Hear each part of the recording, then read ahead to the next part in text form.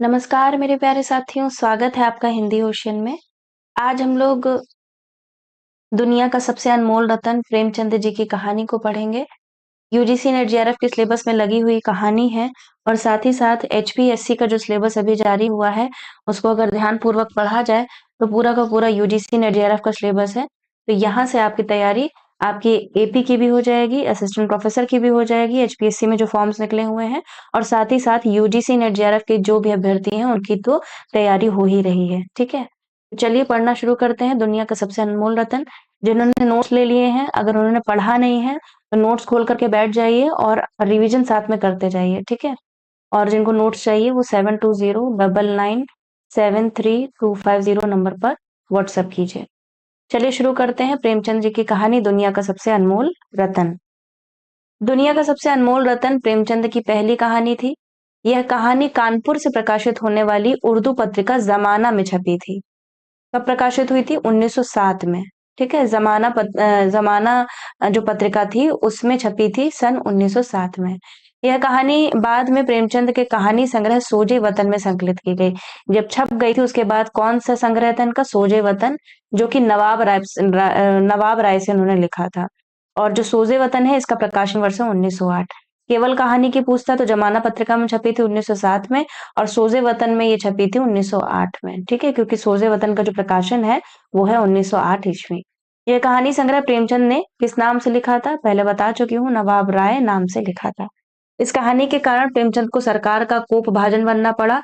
सोजे वतन का अर्थ है देश का मातम। इस संग्रह में 5 कहानियां थी। 5 कहानियां कौन कौन सी हैं? दुनिया का सबसे अनमोल रतन, शेख मखमूर, यही मेरा वतन है, शोक का पुरस्कार और सांसारिक प्रेम। तो ये नोट कर लीजिएगा, स्क्रीनशॉट ले लीजिएगा और जिन्होंने नोट्स ले लिए हैं तो रिवीजन जरूर कर लीजिएगा कि कौन कौन सी कहानियां किस संग्रह में संकलित है।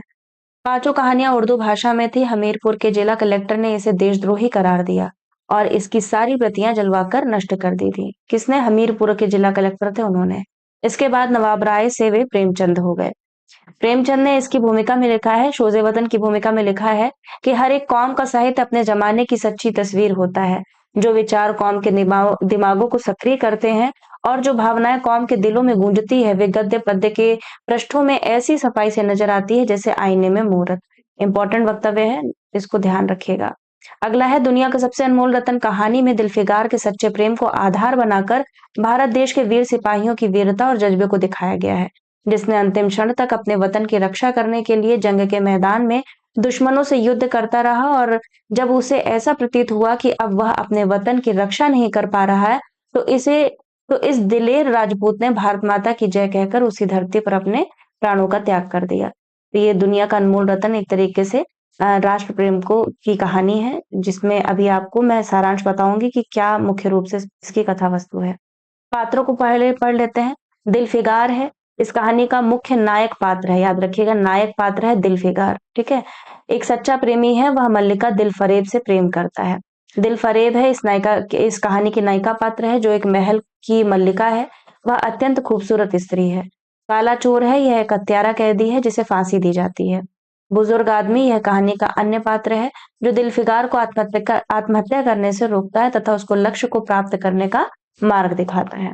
पांचवा वीर सिपाही है, यह हिंदुस्तान का एक वीर सैनिक है जो युद्ध भूमि में लड़ते लड़ते देश के लिए प्राणों का बलिदान दे देता है। अब कहानी की समीक्षा देख लेते हैं। एक तरीके से कथा वस्तु है, शॉर्ट में आपको समझ में आ जाएगा अगर कहानी नहीं पढ़ी है। वैसे तो मैंने कहानी पूरी पढ़ाई हुई है, इस वीडियो के डिस्क्रिप्शन बॉक्स में जाइएगा, उस कहानी का लिंक भी मैं आपको शेयर कर दूंगी। दुनिया का सबसे अनमोल रतन कहानी एक ऐसे आशिक की कहानी है जो कि अपनी प्रेमिका का प्रेम पाने के लिए तड़प रहा होता है। दिलफिगार एक सच्चा प्रेमी है, वह दिलफरेब से सच्चा प्रेम करता है, परंतु दिलफरेब उससे कहती है कि अगर तुम मुझसे सच्चा प्रेम करते हो तो मुझे दुनिया की सबसे अनमोल चीज ला कर दो, तभी मैं तुम्हें अपने प्रेमी के रूप में स्वीकार करूंगी। दिलफिगार सबसे अनमोल चीज की तलाश में निकल पड़ता है। भटकते हुआ काफी दूर चला जाता है। सहसा उसकी नजर एक काले चोर पर पड़ती है, जिसको फांसी की सजा सुनाई गई होती है। काफी भारी भीड़ वहां पर मौजूद थी, जो उस काले चोर को देख रही थी। तभी वह चोर फांसी के तख्ते से उतरा और एक मासूम से लड़के को गले लगा लिया तथा वो काला चोर जिसने न जाने कितनी हत्याएं की थी उसकी आंखों से एक आंसू टपक पड़ा। दिलफिगार को लगा कि आत्मग्लानि के ये आंसू ही दुनिया का सबसे अनमोल चीज है। किंतु दिलफरेब ने इसको सबसे अनमोल चीज मानने से इनकार कर दिया। वह दोबारा उस अनमोल चीज को तलाशने के लिए निकल पड़ता है।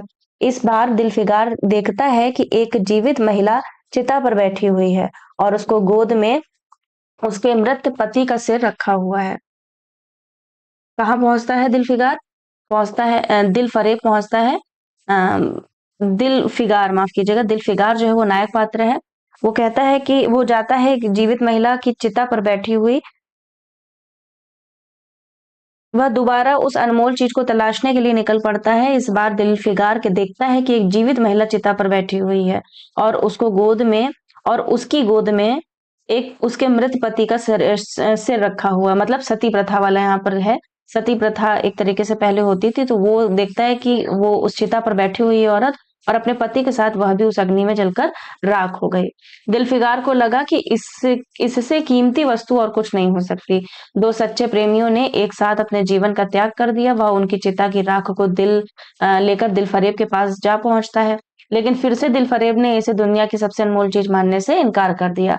दिलफिगार थक कर हार जाता है और वह सोचता है कि अब आत्महत्या करने के सिवा उसके पास और कोई दूसरा रास्ता नहीं है। वह एक पहाड़ पर कूदने के लिए चढ़ जाता है। तभी उसे एक बुजुर्ग व्यक्ति ने आकर कहा, तू क्यों ये बुजदिलों वाली हरकतें कर रहा है? मर्द बन, हिम्मत मत हार, तुम हिंदुस्तान जाओ, वही तुम्हारा कल्याण होगा। यह सुनकर दिलफिगार पहाड़ से उतरा और हिंदुस्तान की तरफ चल पड़ा। जब दिलफिगार पाक धरती पर पहुंचा तब वह देखता है कि वहां पर कई लाशें पड़ी हुई हैं। सहसा उसकी नजर एक सिपाही पर पड़ती है जो अधमरा पड़ा था। उसके शरीर से खून बह रहा था और जब दिलफिगार ने उसके खून को रोकने के लिए उस पर एक कपड़े का टुकड़ा रख दिया तो उस सिपाही ने कहा कि मैं जीना नहीं चाहता हूँ, मेरे खून का आखिरी कतरा मेरे वतन के लिए है। और यही कहकर वह अपने प्राण त्याग देता है। दिलफिगार उस सिपाही के रक्त को ले जाकर दिलफरेब के समक्ष प्रस्तुत करके कहता है कि यही सबसे अनमोल रतन है। एक देशभक्त ने लहू का आखिरी कतरा अपने देश के लिए न्योछावर कर दिया। दिलफरेब खुश हुई और उसे प्रेमी के रूप में स्वीकार कर लिया। अंत में दिलफरेब ने एक तख्ती निकाली जिस पर स्वर्ण अक्षर में लिखा गया था कि खून का वह आखिरी कतरा, बहुत इंपॉर्टेंट लाइन है, खून का वह आखिरी कतरा जो वतन की रक्षा करते हुए गिरे जो वतन की रक्षा करते हुए गिरे वही दुनिया का सबसे अनमोल रतन है। इस कहानी में प्रेमचंद ने देश प्रेम तथा देशभक्ति को सर्वाधिक महत्व दिया है। देश की रक्षा करते हुए शहीद होने वाले सैनिक के रक्त के सम्मुख सभी चीजें तुच्छ हैं, यही इस कहानी का संदेश है। भावल सिपाही द्वारा देश की रक्षा के लिए अपने प्राण का बलिदान दे देना उसके सच्चे देशभक्त होने का परिणाम है। गुलामी का जीवन जीने से अच्छा है कि देश की रक्षा करते हुए अपने प्राण त्याग देना। यही संदेश इस कहानी के माध्यम से लेखक ने देना चाहा है। अब जो महत्वपूर्ण कथन आए हैं, उद्धरण आए, उनको पढ़ेंगे क्योंकि कथनों से प्रश्न बनता है। अगर तू मेरा सच्चा प्रेमी है तो जा और दुनिया की सबसे अनमोल चीज लेकर मेरे दरबार में आ, तब मैं तुझे अपनी गुलामी में कबूल करूंगी। अगर तुझे वह चीज ना मिले तो खबरदार इधर रुख ना करना, वरना सूली पर खिंचवा दूंगी। ठीक है, दिलफरेब कहती है। दूसरा है, मुनीर शामी को हातिम सा मददगार मिल गया, एक काश कोई मेरा भी मददगार हो जाता, एक काश मुझे भी उस चीज का जो दुनिया की सबसे बेशकीमती चीज है नाम बतला दिया जाता। बला से चीजें हाथ ना आती मगर मुझे इतना तो मालूम हो जाता कि वह किस किस्म की चीज है। मैं घड़े बराबर मोती की खोज में जा सकता हूँ। मैं समुद्र का गीत, पत्थर का दिल, मौत की आवाज और इनसे भी ज्यादा बेनिशान चीजों की तलाश में कमर कस सकता हूँ, मगर दुनिया की सबसे अनमोल चीज यह मेरी कल्पना की उड़ान से बहुत ऊपर है, दिलफिगार कहता है। अगला है, बदनसीब काला चोर फांसी से उतरा, उसको हजारों आंखें उस पर गड़ी हुई थी। वह उस लड़के के पास आया और उसे गोद में उठाकर प्यार करने लगा।